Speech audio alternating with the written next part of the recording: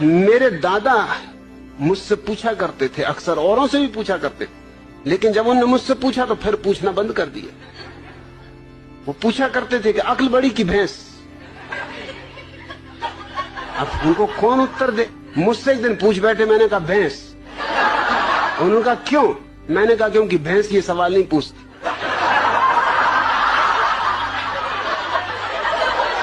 ये खुजली तुम्हारी अक्ल में ही चलती। भैंस तो बिल्कुल परमहंस दशा में। मैं कई भैंसों के पास जाके कई घंटों खड़ा रहा, कोई भैंस नहीं पूछती कि अक्ल बड़ी की भैंस। अरे भैंस को पता ही है कि हम बड़े, क्या पूछना। फिर उन्होंने नहीं पूछा। फिर मैं कई दफा उनसे पूछता था कि पूछो ना, अक्ल बड़ी की भैंस। कहते तू चुप रहे। वो मुझे कहीं नहीं ले जाते थे, वो बड़ा सत्संग करते थे, महात्माओं के पास जाते थे। वो जब भी जाए मैं बैठे ही रहता था कि आया मैं भी, कि नहीं तू ले जाने नहीं, तू कुछ ना कुछ उल्टी सीधी बात कह देगा। मैंने कहा उल्टी सीधी बातें तुम लोग करते हो, मैं सीधी सादी बात करता हूं। अब तुम ये बात पूछते हो अक्ल बड़ी की भैंस, और मैंने सीधा उत्तर दे दिया कि भैंस, तो तुमको लगता है उल्टी सीधी बातें कर रहा हूं। अरे आने तो, मैं भी तुम्हारे महात्मा को जरा दिखाऊंगा।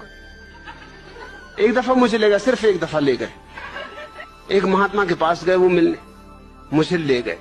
महात्मा की उम्र रही हो कोई 30 साल, मेरी उम्र रही होगी मुश्किल से कोई 15 साल, और मेरे दादा की उम्र रही कम से कम 60 साल। महात्मा ने उनसे कहा आओ बच्चा बैठो।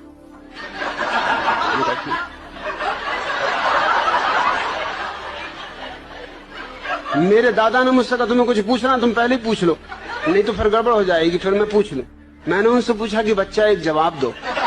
महात्मा बहुत नाराज हुए, कहने लगे मुझसे बच्चा कहते हो? मैंने कहा तुम मेरे दादा को बच्चा कह रहे हरामजादे, 60 साल की उम्र के बूढ़े को बच्चा कह रहे, 30 साल के तुम हो, 15 साल का मैं हूं, तो कोई गणित में गलती कर रहा हूं? तुम बच्चा नहीं महाबच्चा हो। मेरे दादा ने मुझे फौरन बाहर निकाला, तू जा भैया, तू घर जाओ, कभी मेरे साथ मत आना। क्या बात है पूछ